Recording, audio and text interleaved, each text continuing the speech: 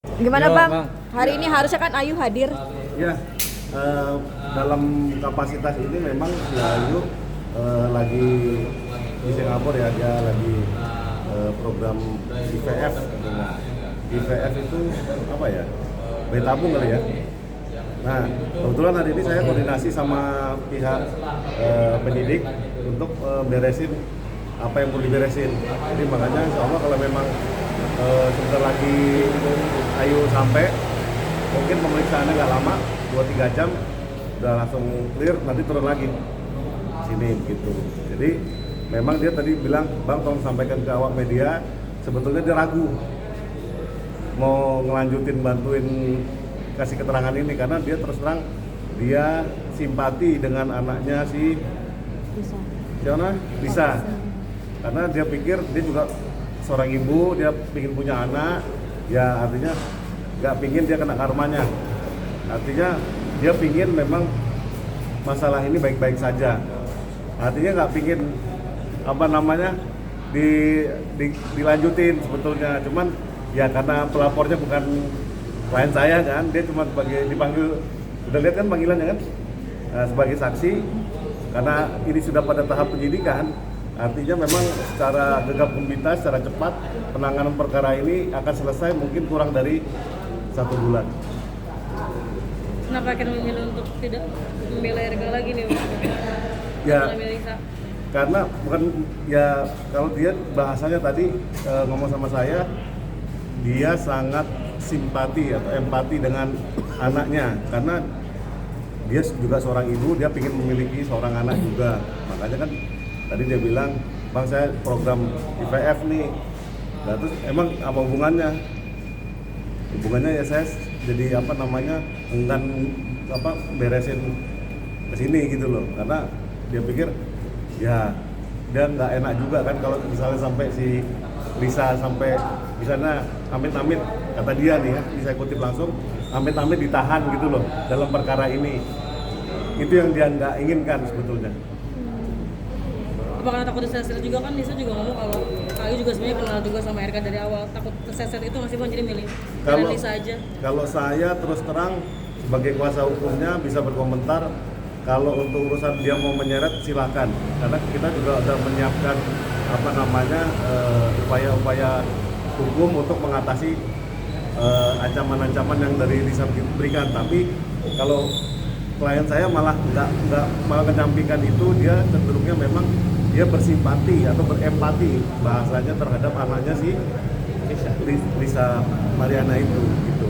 Bang. Mungkin Ayu sudah berkomunikasi dengan Lisa sendiri akhirnya seperti itu. Kalau tadi saya coba tanyakan pernah nggak komunikasi, belum ada. Nah tapi dia melihat itu dari podcastnya si Lisa, dia udah minta maaf, bikin kegaduhan dan segala macam.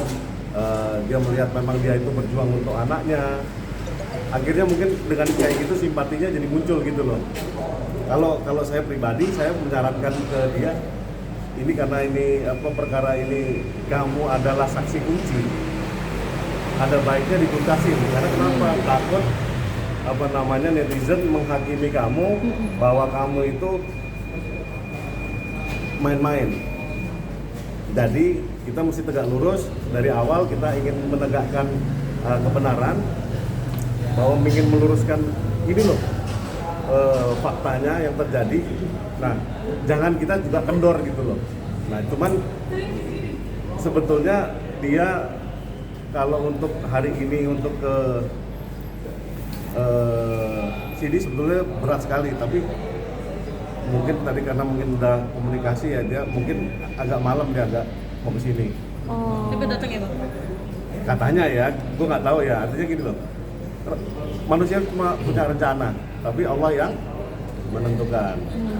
Bang, mungkin kan dari awal kan Ayu kan memang sangat getol nih untuk bisa LM lah, sampai akhirnya dia ke pihak RK sendiri membantu Kang Emil sendiri di permasalahan ini, dan pada akhirnya sekarang justru malah melunak ya, mengingat apalagi membawa anaknya Lisa ini.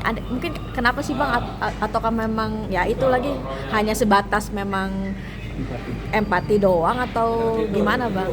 Ya, memang kalau tanya pendapat saya pribadi, saya menganalisis sedemikian. Karena kenapa? Klien saya itu terseret perkara ini karena dengan tidak bisa dibantah, LM itu menyebut inisial AA dengan terang benderang. Katanya dia muncikari lah. Ya, saya mengutip dari pemerintahan sebelumnya ya. Kemudian dia itu makan duitnya 50 juta. Nah, tugas saya sebagai kuasa hukumnya adalah menjauhkan dia dari penjara. Nah, karena ini perkara ini sungguh dahsyatnya, ada seorang wanita yang sangat gagah berani, ya safari podcast ke mana-mana menyatakan bahwa dia adalah perawan yang notabene tahu punya anak dari seorang pejabat bekas gubernur Jawa Barat. Kan itu luar biasa. Nah, makanya dengan itu klien saya akhirnya memberanikan diri untuk menegaskan bahwa yang sebenarnya tidak sedemikian.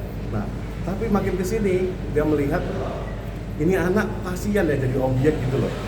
Nah, apalagi dia dalam program yang mau bayi tabung tadi, IVF tadi, dia meng-highlight beberapa kali ke saya, dia bilang, "Bang, tolong sampaikan ke awak media bahwa saya sangat bersimpati dengan anaknya itu karena jejak digital itu nggak mungkin hilang." Bisa dibayangkan, ya sebelumnya saya juga megang namanya perkara Sania Marwa ya. Kalau bisa diingat ya, itu berapa tahun nggak beres-beres juga sampai sekarang juga nggak beres. Bayangkan itu kalau anak itu udah besar terus dia mengakses berita dan dia melihat pertempuran dari orang tua kandungnya, wah saya nggak ngerti ya apa yang akan dipikirkan anak-anak itu. Itu sih sebetulnya memang arahnya ke situ. Tidak ada tanda kutip bahwa ada kedekatannya itu akhirnya dia melunak. Karena kan kemarin bilang dia garing. Dia bilang dia yang mengenali juga.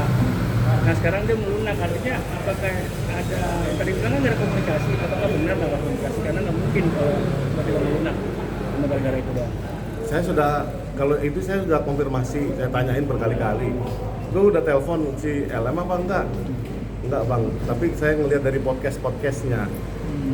Jadi bahasa itu dia safari pertama kan ke Richard Lee dulu kan kalau nggak salah. Habis itu saya pertama ke Pablo Benua, tapi kan katanya kemahalan kan.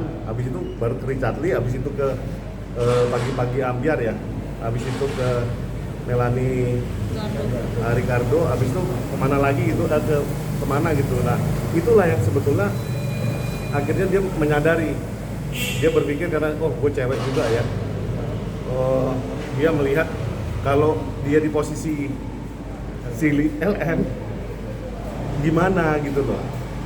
Tapi saya kalau saya pribadi saya bilang ada yang salah ini sama si LM karena terus terang kalau dia memperjuangkan hak anaknya, dia sudah bersuami loh, dan suaminya itu mengakui bahwa itu adalah anaknya sendiri.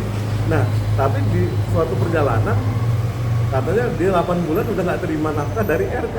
Saya pikir ini benar-benar top lah. Artinya memang inilah negeri Konoha yang sangat luar biasa, banyak kejutannya gitu loh. Gitu. Bang, bila mana mungkin Ayu nggak jadi atau nggak hadir, ada konsekuensi hukumnya ke depan? Yang jelas dari segi konstruksi penyidikan bahwa klien saya itu adalah salah satu saksi kunci. Jadi awalnya memang dia tidak mau dijadikan saksi sebetulnya ya, karena memang satu pertimbangan dan lainnya. Tapi karena dia saksi kunci dan diminta oleh penyidik, mau nggak mau dia harus diperiksa. Nah kalau konsekuensi hukumnya dia nggak periksa, berarti perkaranya gimana? Nah, sampai waktu yang tidak ditentukan. Ya, kita berdoa lah dia datang hari ini. Kalau dia nggak datang, bikin kerjaan buat saya kan.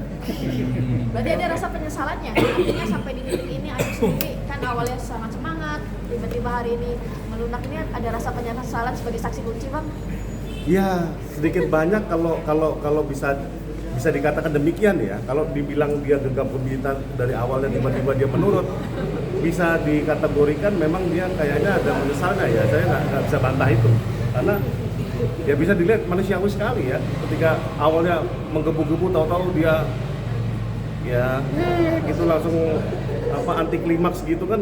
Saya juga heran juga, malah saya berdua dong yang datang ke sini kan, saya bingung juga nih ya. Tapi tenang aja, karena ini ingat ya, kalau ada panggilan polisi setiap warga negara wajib menghadirinya. Artinya saya sebagai kuasa hukumnya menghadiri untuk ya mempersiapkan segala sesuatunya gitu. Bang, kalaupun pada akhirnya dia kan sudah kemarin diperiksa ya awal, kalaupun pada akhirnya dia mundur, apakah itu bisa diputuskan mundur atau gimana sih Bang? Kan dia jadi sanksi. Ya, makanya kan ini yang saya coba komunikasikan dengan pihak kepolisian. Artinya dari pihak penyidik apakah pertanyaan dari Mbak itu bisa diakomodir atau tidak kan gitu. Karena memang saya hanya menjalankan tugas apa yang menjadi kewajiban saya. Oke? Oke, makasih Bang. Terima kasih.